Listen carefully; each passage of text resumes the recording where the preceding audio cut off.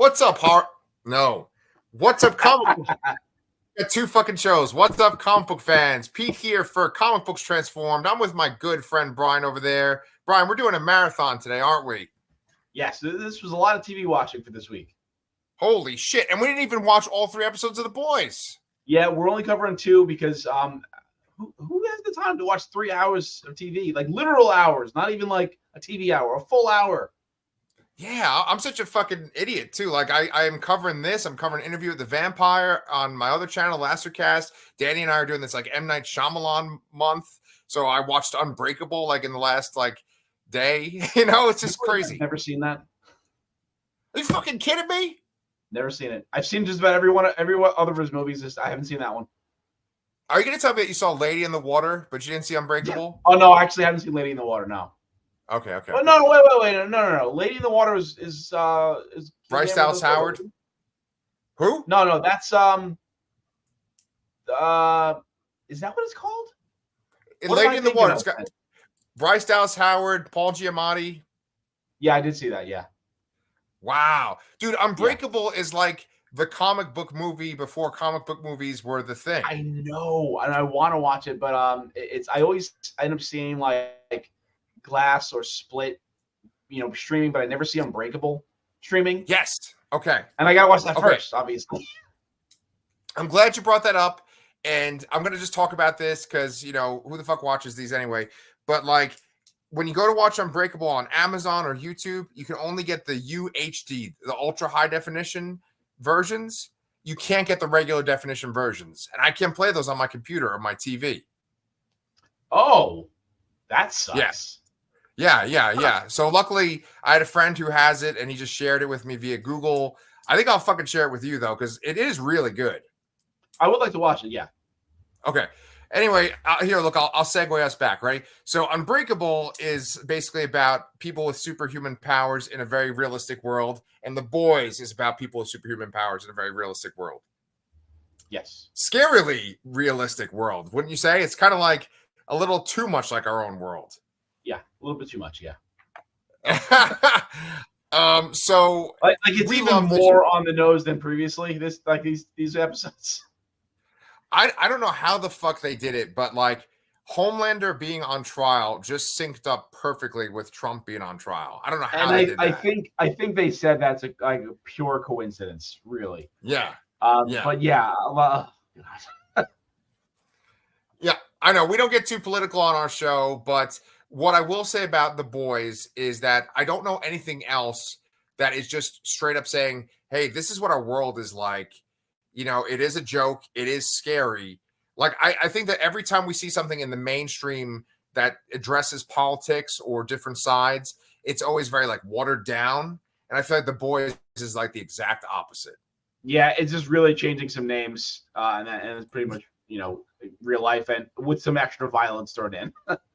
Yeah.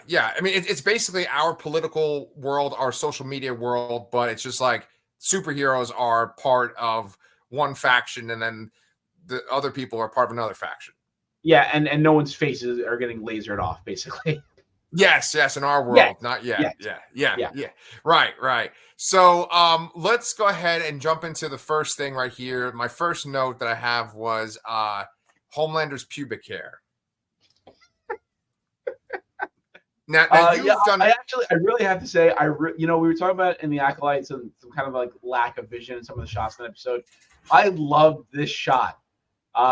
It's just, he's standing there, arms out, looking like he's standing somewhere posing, and then the music is playing and it's all, triumphant and all, and then it pans so you see the urinals and it just goes. I really got a kick out of that visual, and that's that whole how that all came together there. Yeah. This show is like fucking stylish and spot on and funny as hell. It is great. You did a fantastic job last time when you would tell me about like the differences between The Boys, the comic, and The Boys, the show. In the comic, does Homelander start to age and stuff, or is that made purely for the show? I have a feeling that a lot of what's going to be covered this season is going to be just for the show.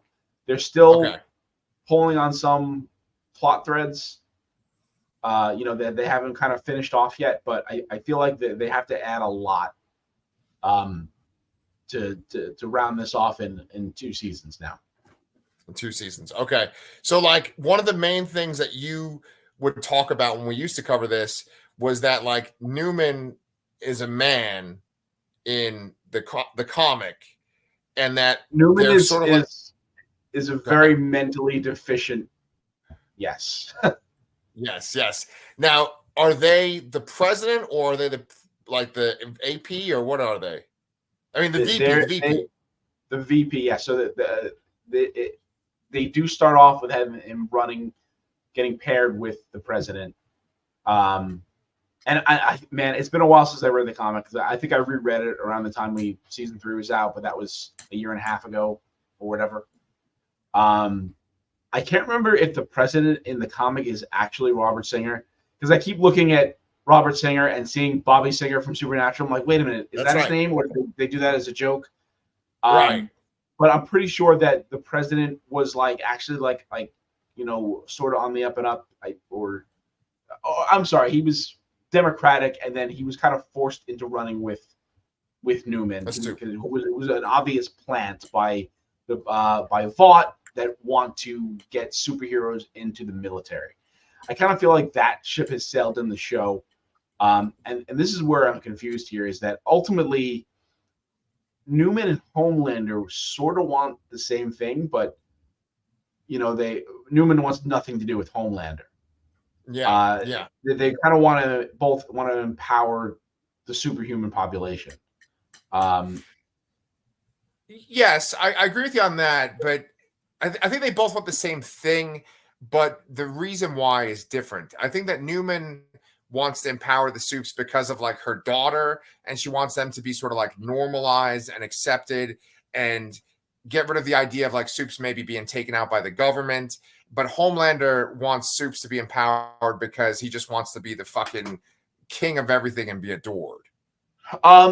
Okay, definitely definitely agree with Homelander there. I think Newman's a little more towards that side, though. I don't think she necessarily wants to be in like a monarch in any sort of way there, but I think it is more it's less about equality and all that than you're saying there, because otherwise why would the boys be opposing her? Yeah. Okay, very good point. Did they ever show her daughter manifest her powers before this? I know that her daughter was a Supe, but like, did they ever show those fucking like snake things coming out of her face like that? I don't remember that. I remember the scene where I know her daughter was ill or something, or sick or something. I don't remember exactly what happened, but she did get the injection from Homelander, and I do remember the scene where she injected into her neck, and she's like shaking and convulsing, and it was kind of a very disturbing scene. That was the first I think we've seen of her powers there, which were pretty creepy. Yeah. It was like straight out of a Guillermo del Toro thing, specifically like kind of like Blade 2 when their faces open up like that. That's kind of the vibe I was getting. Or I mean, even like also too, just the strain. Yeah, that's that's Guillermo too. Yeah. I was just gonna say that I feel like a little girl or a teenage girl having powers like that and still seeming fairly adjusted or be able to appear normal, it's just not realistic in any way whatsoever. No. I mean, if I was a teenager and had those powers, I'd be a wreck. Yes, but that's kind of the beauty of this show, is they are always, every single episode, trying to have that what the fuck moment. That's one of the what the fuck moments in episode 1 of season 4. But it is this kind of idea that there are these moments always where you don't suspect something about someone, and then they do something with their powers that's kind of like, oh shit, like that's fucking gross, weird, ridiculous. It's all things in one. Yeah. So, I mean, that whole sequence where she's attacking the bodyguards, and then Kimiko, and I think it's Frenchie. Is it Huey or Frenchie is with it? Okay. It's Frenchie and Kimiko, Yeah, and then like the girl rips off Kimiko's arm. Her arm kind of goes back like Deadpool, where it's a little baby arm. And that scene, I totally forgot that she could regenerate. So I was like, Yeah. whoa. Yeah. Yeah. So yeah, Kimiko is like pretty much like indestructible. Wolverine. She's Wolverine. Yeah, she is Wolverine. Yes, and she's fucking awesome. I love Kimiko. Again, one of the things I have to bring up too is that I still can't decide if it's better in the comic or the show. That in the comic, all of the boys have taken V or whatever the drug is, and they all have powers, and in the show they don't. Sometimes it works well in the comic, and sometimes it's feels forced and just like an easy way out. And then sometimes it feels contrived that, it's just like, even in comics too, it's like if someone's going to get injured, it's going to be Wolverine because he'll heal and no one else is going to take any serious damage. Right. And so, yeah, she gets like her arm ripped off. She gets shot in the head. Meanwhile, the other characters barely ever get a scratch. And there's people shooting at them all the time and stuff too. Yeah. But I was going to ask you, I was a little confused. I skipped the recap, which I probably shouldn't do if I'm doing a fucking review show. But like all the main characters that have injected themselves. So it's like Huey and Butcher. I think Milkman he is not. It's just Huey and Butcher. That's it. Okay. But they've only injected themselves and it like wears off. It's not like it's in their bloodstream and their soups, right? They were using temporary V. In the comics, it was something that gave them something permanently, I believe. So Butcher overused it, and that's why he's got brain cancer or whatever he has. It seems that Huey didn't use it enough, so he's effectively fine. But MM and Frenchie didn't use it. Okay, good to know. So just keeping it going with that beginning scene with Newman and like she's running for VP and stuff along with Singer. We see like Starlight and we see the Starlighter movement, right? Like I think they have like Starlighter House, which is for like youth and stuff. The Starlighters, they've basically made it like they are like Antifa with this one superhero figurehead, and then it's like the other side is like MAGA with like superheroes all over the place. Yep. Yeah. And you're like, I'm not going to touch that with a 10-foot pole, but like, but I think that's interesting. I don't know. Like in these first 2 episodes, they played up where what's Starlighter's real name? Annie January. Thank you, sir. So like she really just wants to be Annie January, especially in the first episode. People want her to be Starlight, and she kind of realizes she has to be a figurehead by the end of the second episode. But I mean, every single fucking character has some kind of side arc going on too. Yeah, which is pretty, and I feel like a lot of them are sort of made for the show, which is fine. But yeah, because like Huey's dad having a stroke and introducing his mom, that's like not in the comics at all, right? I think his parents are fine, and they actually live in Scotland. Because there's a whole arc that might have even gone under like a different banner that was just about Huey, where he goes home and his parents are just there. So yeah. I think this is all fabricated for the show. Yes, his dad isn't laying in a bed. Do you think they filmed like all those scenes with Simon Pegg laying in a bed just all on one day? Maybe. But what is he doing that he's not available for it? Yeah, right. And then like it's funny because like that's who is the Huey in the comics is based on is Simon Pegg. Yes, and now he's the dad. And I love that voice message that he leaves for Huey, where he's just talking about like James Patterson books. Are those real James Patterson books? I know some of them are like Double Cross and stuff like that, but I was like, there's that many fucking cross books, Triple Cross, Double Cross, yeah. Hang on the Cross, yeah. It's so fucking funny though. The mom, I'm sure she's like an actress that I've seen in things, and that she's probably an amazing actress. But in this show, they've made it to where Huey's mom is pretty unlikable. Would you say? Well, yeah. I mean, she's a character that left her son at age 6. So she left their family at age 6 and left his dad to take care of him. So yeah, I mean, that's kind of a demonizing thing to do. Yes. And she fucking works for Vought too. And she works for Vought selling essential oils. Yeah, Oh, yeah. man. Ridiculous. Yeah. So, okay, speaking of comics and the show, is Jeffrey Dean Morgan's character in the comics? Sort of. So in the show, his name is Joe Kessler, and there is a character named Kessler that works for the CIA. The first name is different. I don't remember off the top of my head here, but he's really kind of like an informant that Butcher pushes around and like abuses and to get what he needs. So it's definitely, I think really it's inspired by this character in name alone, and it's going to be something totally different. Yeah, yeah. I thought I saw a a thumbnail that had Jeffrey Dean Morgan with like the glowing eyes and stuff, but I don't know if that's like from the show or just like some kind of fan made thing too. I don't know. I think initially I thought he would have been before last season. We didn't have Tech Knight yet. I thought he might have been a good shoe-in for Tech Knight because Tech Knight that was a pretty good arc, and they used him differently in the show last season. Yeah, well, so isn't Tech Knight... They used him in Gen V, not even in the Boys. That's what I was just about to say. Tech Knight was in Gen V, and then also I think that guy that's basically like Tucker Carlson, that's been a lot in these first two episodes, he was in Gen V too, right? He was in the show. Yeah, I think he's in both. He's been in a bunch of things, I think. But yes, he's 100% Tucker Carlson. Yeah. Well, because like I know on Gen V there was quite a few scenes where like the characters would be sitting with that guy and he'd be asking them questions like at the campus, but it'd be like a live recording. Yes, yeah. And then let me see. Go ahead. The actor is Matthew Edison. He's been in The Boys before. He was at least in season 3, and he was in Gen V. Yes, he was in both.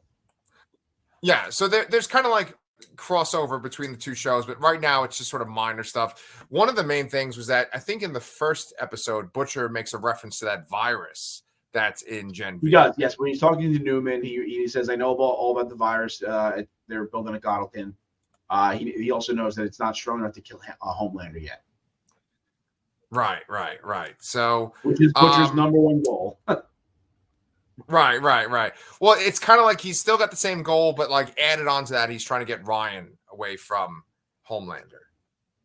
Yes, yeah, he's trying to honor kind of Becca's last wishes, and then in defeating Homelander and saving Ryan is kind of tied together.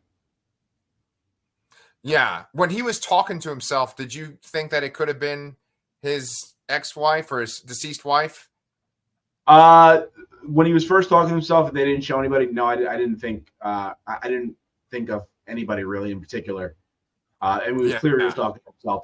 But it makes sense that he's got some internalized guilt that he's manifesting, along with this tumor in his head. Yeah. And it's like, what the fuck is in his head? Because, like, I think at one point at the very end of the first episode, there's like something fucking crawling around in his head, right? Almost like a worm. Oh, I did not see that. I don't know if it was supposed to be like a throbbing vein or something, but like the very last shot of the first episode is like the side of Butcher's face, and there's something that goes like this on the side of his head, and I was like, it's like a throbbing. I do remember the shot. I didn't notice anything. I'm gonna have to go back and watch that. I feel uninformed now. Oh, it's all good. It's all good. I mean, there's so many things going on. There's so many details. It's kind of funny because like Black Noir was in that first episode too, and I was like, wait a minute, Black Noir's dead, isn't he? But it's like a different guy. Yeah, it's a different guy. I mean, this is one of those things. Did I spoil this for you last time? No, I know who Black Noir is in the comic. Oh, okay, yeah. So yeah, I think they're just kind of riffing off that the best they can, and they're just kind of having a stand-in there for him to keep him to keep some normalcy in the 7, so it's not a whole bunch of new faces all the time, and he is probably one of the more popular members of the 7 in their world, so they probably want to keep that alive, and the fact that nobody's seen his face probably worked for that.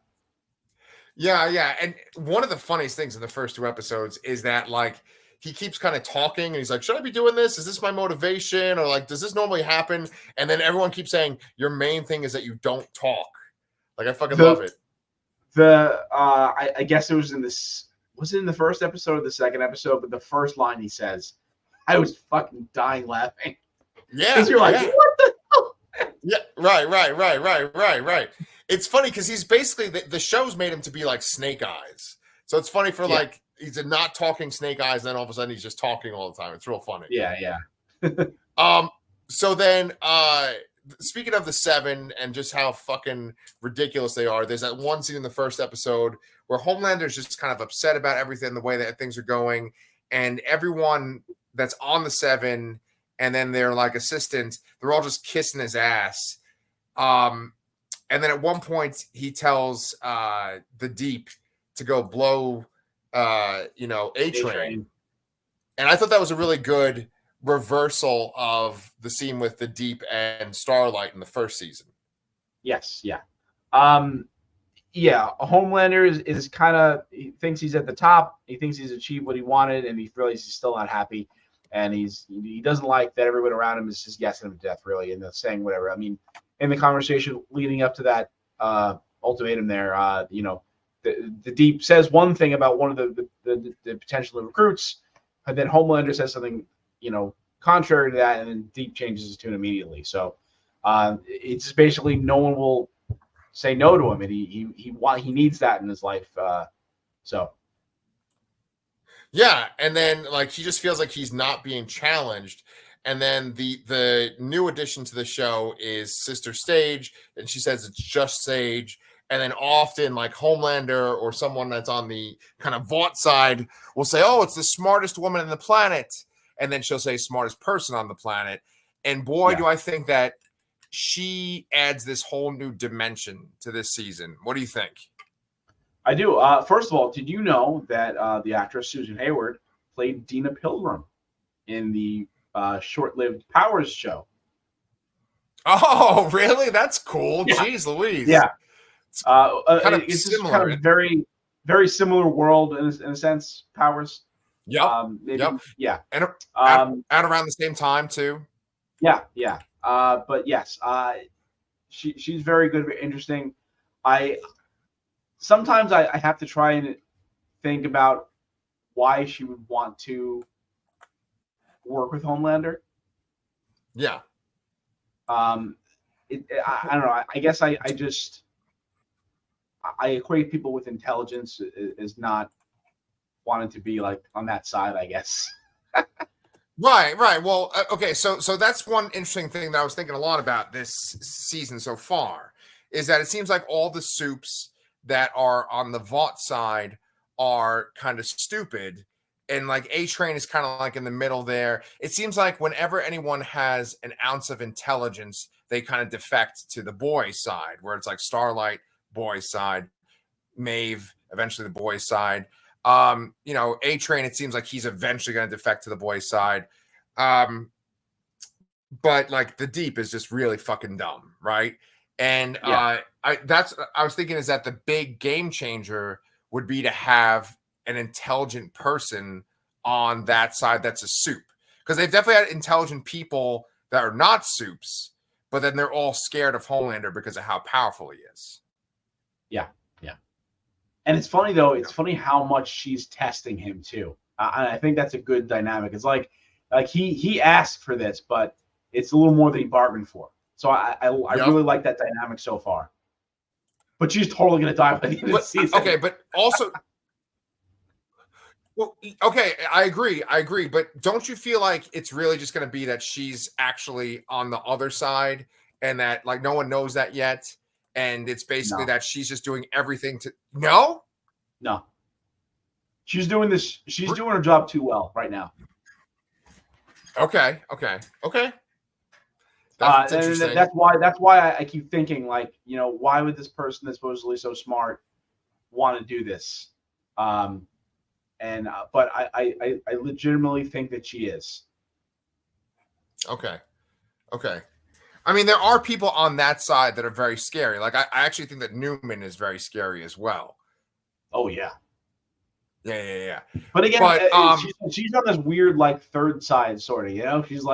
She's an antagonist, but she's not with Vought. yeah, right. Well, okay. So like, what's interesting to me is that like the first thing that Sage does for Homelander's group is to take the team, the actual 7, and have them just murder a bunch of fans with baseball bats, right? Yeah.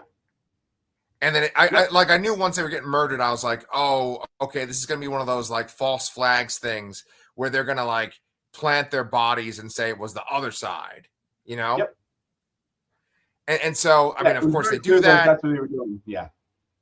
Yeah. And then, you know, that's like a very like, okay, well, the Starlight people are, you know, Antifa, and then the other people are MAGA, and then basically it's like, oh, watch out, Antifa's violent, but it's like, what's her face? Sage is on the Starlight side in a disguise, and she like antagonizes the other side too.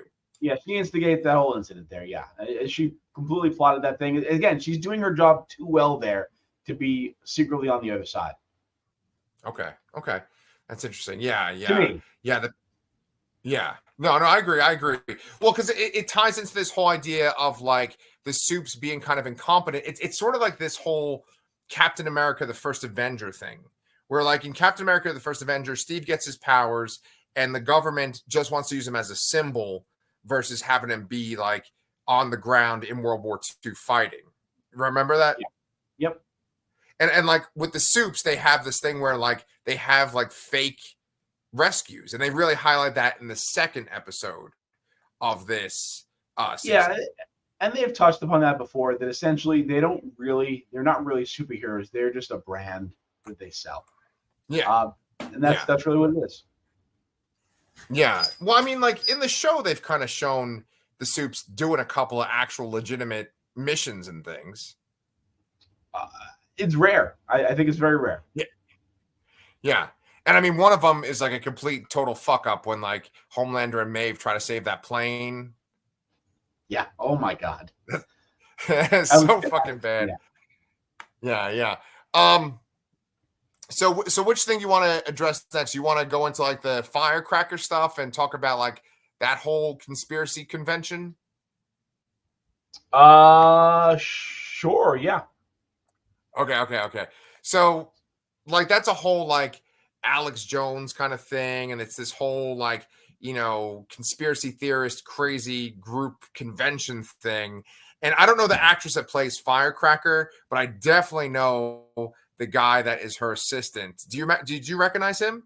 I didn't know.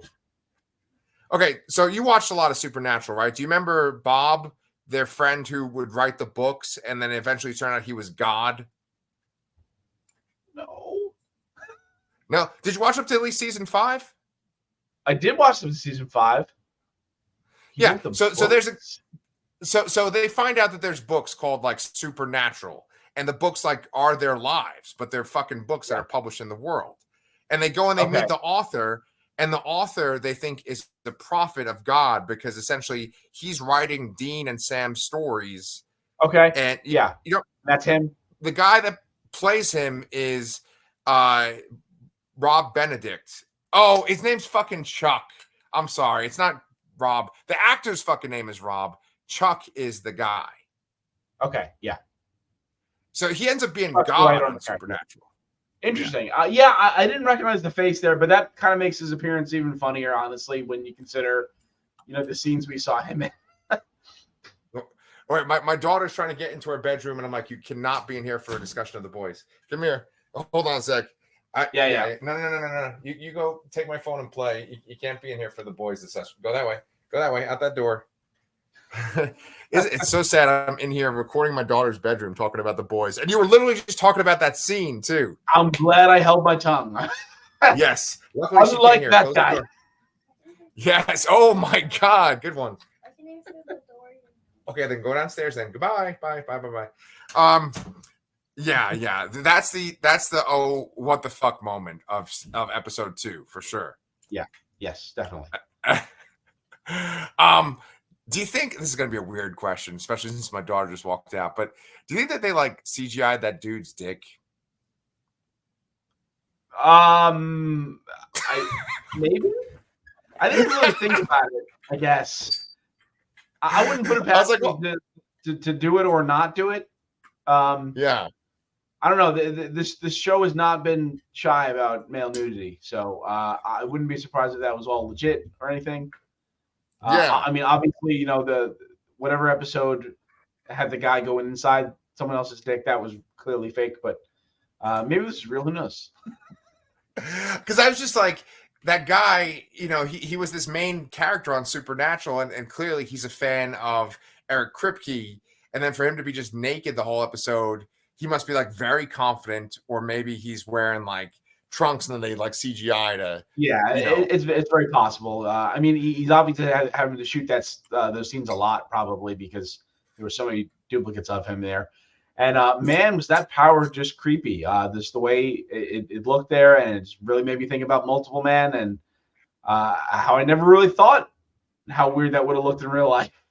And maybe I kind of understand why they haven't really used him in any movies. Yes, Even he's though in X-Men. He's in X-Men 3. Yeah. But it's definitely not like this thing where his body is like splitting like osmosis or whatever you call it. Yeah. And then he's like naked when he multiplies. Yeah. Although that's kind of realistic because, you know, the clothes he's wearing split off, you know? Like I appreciated that detail actually. Right. No, me too. It's really realistic. And of course, everyone's thinking Multiple Man, but you know, we've kind of danced around what happens. But basically, during this convention, they're trying to find Sage, who's at this convention, and so they go looking for her. They find Firecracker, who's basically a conspiracy theorist that's also a soup, and then they find her assistant, who's basically he's got the power of Multiple Man, and then I love how I told my daughter, "Don't come in here," and she just keeps coming back in. All right. See you later. See you soon. Close the door. And like he's in love with his close the door. He's in love with his with Firecracker. And then there's this scene where basically he's just like a human centipede of himself. Yeah. And and then he gets Pink Eye from it. Yes. That was such a fucking great little thing that Frenchie picks up on. And then, like, what's fucking crazy is that they're in this like convention center, and there's a bar mitzvah going on too. Oh God, yeah. and there's Kimiko and Firecracker burst the wall fighting, and then this guy. I didn't catch what the character's name was. Splinter. Or if he had a Splinter. Then he just barges in with the guns there, and this poor girl.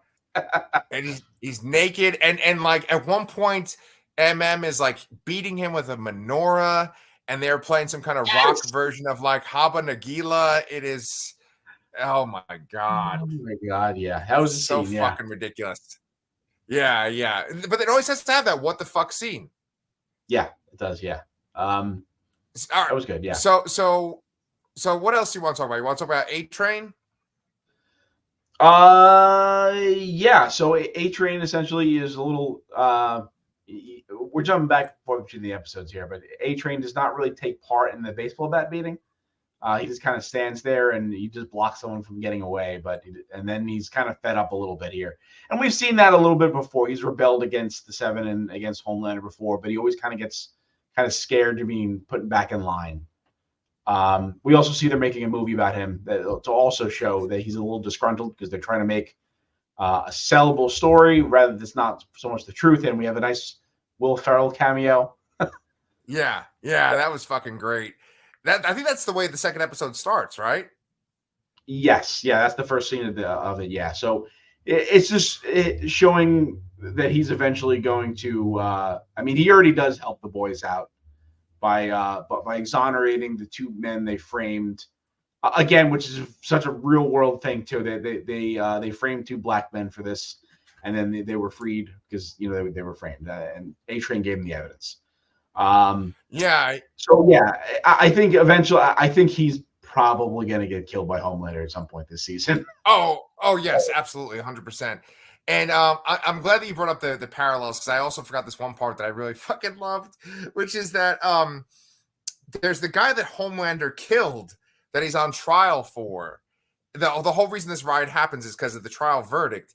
And they're like the equivalent of Fox News. They're like, oh, this guy was a pedophile. And like, oh, he's got a picture of his niece in the tub, and it's like, oh my God, it's our fucking world. The Tucker Carlson guy goes into things like that. Firecracker goes into a bunch of things like that. She goes into all these like little Hollywood like things that people conspiracy theories, like Tom Hanks being a pedophile and all this stuff. Yeah, it's kind of funny to hear them.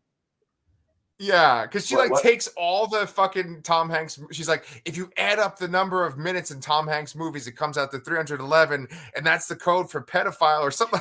It's like fucking great. It's like Tom Hanks and Oprah. What was that? I wonder what she thinks about the band 311. Oh, yes. Watch out. Yeah, they're pretty rough too. But like, it's such a funny show. It's so sharp. I mean, we haven't even covered. There's so much fucking stuff in it. There's the whole thing with Homelander and his son. What do you think of all that? Yeah. So, one of the great arcs here, I think, is Homelander as Ryan's essentially like stepdad, and versus Homelander, his biological dad, and just corrupting the shit out of him. And Homelander's trying to make him his successor, really, or someone he can see as an equal. And he's trying to get him to that level. And they set up his first save, and he's trying to coach him. He's giving him all these dairy products, so he gets his like little milk fetish. He shares that with his son, which is fucking weird. And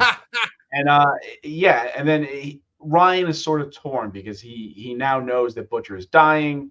He knows that his mom loved him, and he's really torn about where his place is.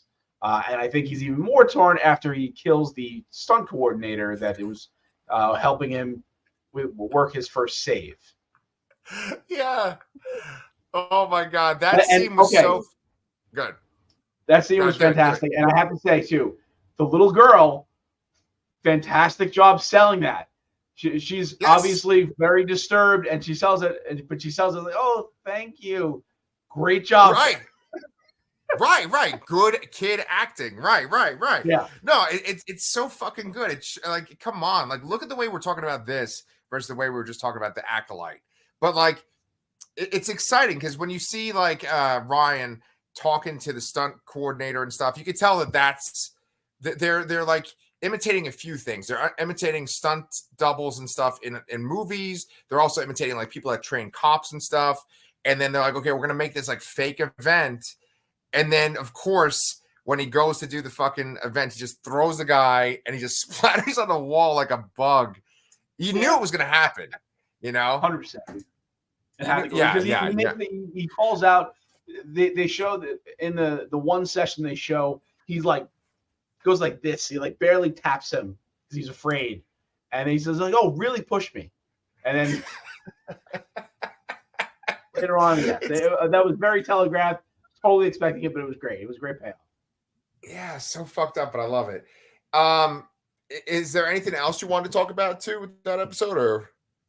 We didn't really talk about the boys too much here, so there wasn't really all that much character development I would say for Frenchie and Kimiko, who was just the female. I don't think they even name her in the show.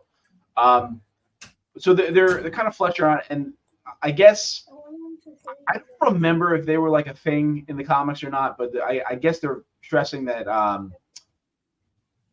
that Kimiko is not interested in Frenchie, and that he should pursue this relationship with Colin, who I do not remember from before. Do you remember him from previously? Because I do not. No. I read it as like this is a person from his past that has not been on the show. But the idea is that he was a guy that Frenchie knew because he killed a family member of his. Or did he kill his father or his wife? What did he killed his family, and that's kind of one of the things the second episode ends on. Yeah. So I mean, like, it's interesting, because like it does seem like Frenchie loves Kimiko but then like they're going off the idea that he's gay or whatever, or I guess bisexual, right? Because he also has that girlfriend. In the comics, there isn't like a romantic thing between Frenchie and Kimiko, right? I don't. I think I don't remember. They're always together. Yeah, they're always together. Yeah. Go ahead. Did you say, because I'm sorry, because my daughter came in while you were talking too, like, did you say that in the comics she's not even named? Is that what you're saying? She's just known as the girl or something? The female. The female. Yeah. Yeah, I mean, even for her too, they are giving her a lot of depth and stuff like that. Like, there's just so many things going on. They can't like focus on each of the people. They really didn't cover that much at all. These two episodes. Yeah, they did a little. I think they did. They're showing him. They're trying. He's essentially leading the boys here, and he's struggling a little bit. Butcher's criticizing him, and I'm kind of wondering. And he eventually kicks Butcher out like completely, and then Butcher just keeps shutting up. So yeah. I'm curious if they're all going to start working together again or not. If he's going to see leadership back to Butcher or not. And another thing that's really interesting is they showed a lot of his kind of relationship with that guy Todd, who was kind of with his ex-wife and raising his daughter, and then that guy was one of the guys that got killed, and they mentioned that they haven't told the daughter yet who had been acting out, and they haven't brought that back up yet. So I'm imagining we're going to hear more about that next episode. So they've done a little bit there, but there's more to tell. Yeah, that was another really funny moment too, when his ex-wife's like, "Oh, she's slamming doors. She's really upset. She's like, she told me to eat a dick." I thought that was so funny. Yes. That was funny. Well, yeah. But like, yeah, I love all the boys' characters, whether they're on the Vought side or the boys' side. Like, even if they're like really stupid or if they're like fucking cruel and violent, I just everyone is pretty much charming and interesting, and it's like fucking night and day, like recording the Acolyte with you and then recording this, you know? Yeah, very different shows. It's I honestly though I've enjoyed talking about both of them with you here. Thanks. It's good. It really was fun. Even it doesn't matter if it's something is good or bad. It's just interesting to talk about these things. So I'm glad we're doing all that. Yeah. Oh, and one last thing we kind of skipped over. The Deep's octopus who is still around, not Gwendolyn Christie, Tilda Swinton.